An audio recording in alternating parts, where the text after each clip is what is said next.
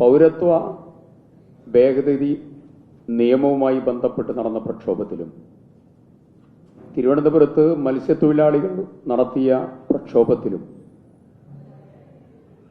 ഏറ്റവും മോശമായ രീതിയിൽ പെരുമാറി അടിച്ചമർത്തലും കേസും ജയിലും എല്ലാം നൽകി പീഡനം പരമാവധി നൽകിയതിന് ശേഷം ഒരു തെരഞ്ഞെടുപ്പിന്റെ മുമ്പിൽ വെച്ചുകൊണ്ട് കേസുകൾ പിൻവലിക്കും എന്ന മുഖ്യമന്ത്രിയുടെ പ്രസ്താവന കേരളത്തിലെ പൊതുസമൂഹം മുഴുവൻ അവജ്ഞയോടുകൂടി തള്ളിക്കളയും. ഈ പ്രഖ്യാപനം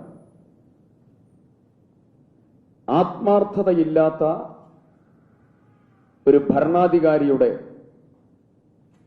നെറികേടുകൾ തിരുത്താൻ ഈ നടപടി കൊണ്ട് സാധിക്കില്ല.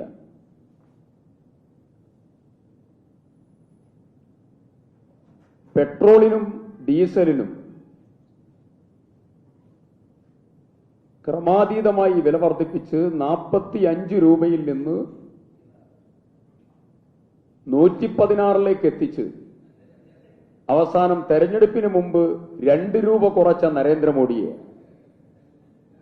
ഇന്ത്യ രാജ്യത്തെ ജനം സ്വീകരിക്കുമോ?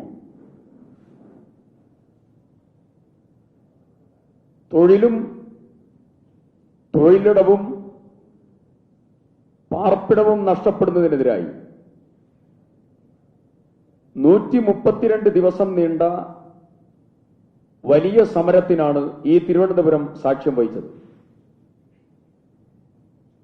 ഈ തിരുവനന്തപുരത്ത് പിണറായി വിജയന്റെ പോലീസ് എടുത്ത കേസുകളുടെ എണ്ണം 199. 44 കേസുകൾ നിലനിർത്തി ബാക്കിയുള്ള കേസുകൾ പിൻവലിക്കാനുള്ള ശുപാർശയാണ് ഇപ്പോൾ അണിയറയിൽ ഒരുങ്ങുന്നത്.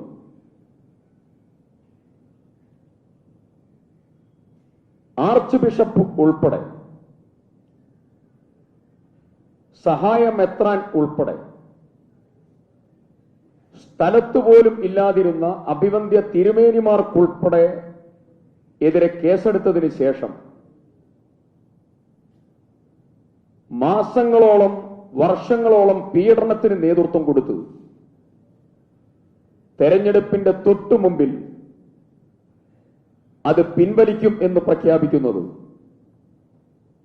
അതിന്റെ ഉദ്ദേശശുദ്ധിയും ആത്മാർത്ഥതയില്ലായ്മയും എല്ലാവർക്കും അറിയുന്ന ഒന്നാണ്.